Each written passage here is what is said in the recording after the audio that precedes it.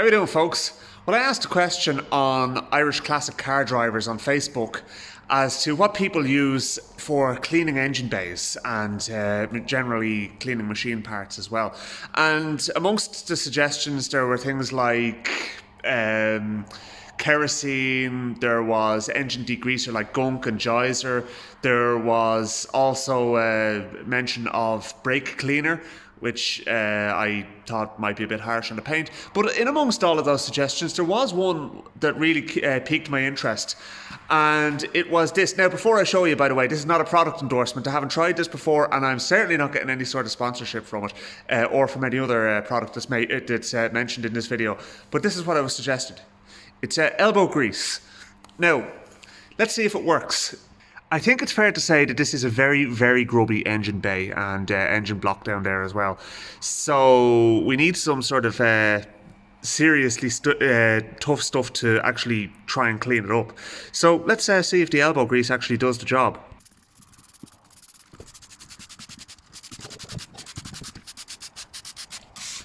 All I'm doing is literally just hosing everything down with this stuff, and I'm going to just try and leave it sit for a while.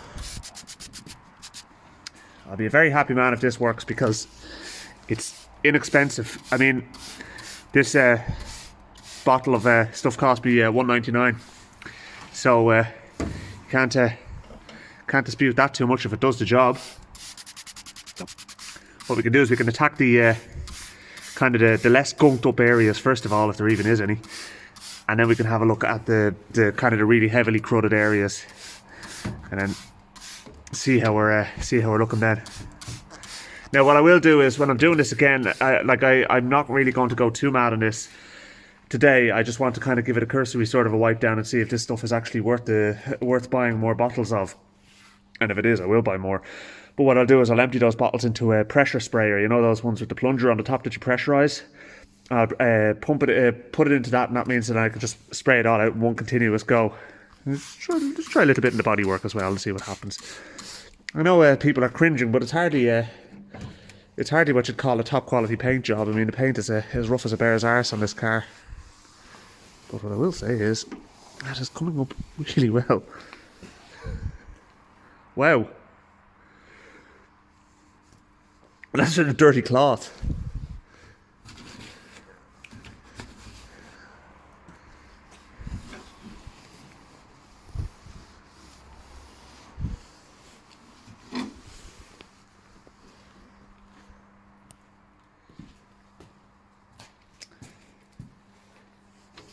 Okay, so it's been soaking in for about 5 minutes there now, so I'm not leaving it too long because I do actually have stuff to be doing today. I was literally just stopping off at the car to pick up a few bits, but let's just give this a wipe here now.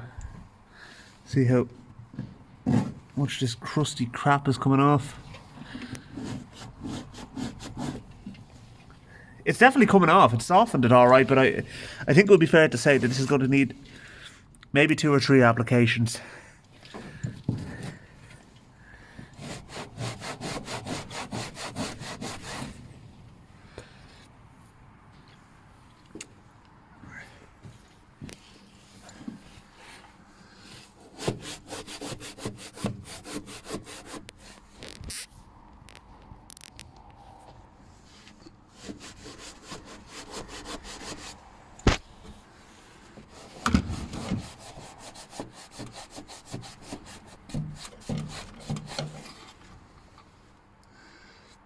Okay, so yes, it has loosened the dirt, but is it a miracle cure for all things greasy?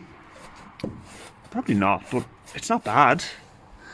And it's definitely one of the more cost-effective solutions, I would say, as well. Now, what I'm inclined to do is actually to leave it soaking under the engine bay for a good long time, and then come back and reapply it again another time.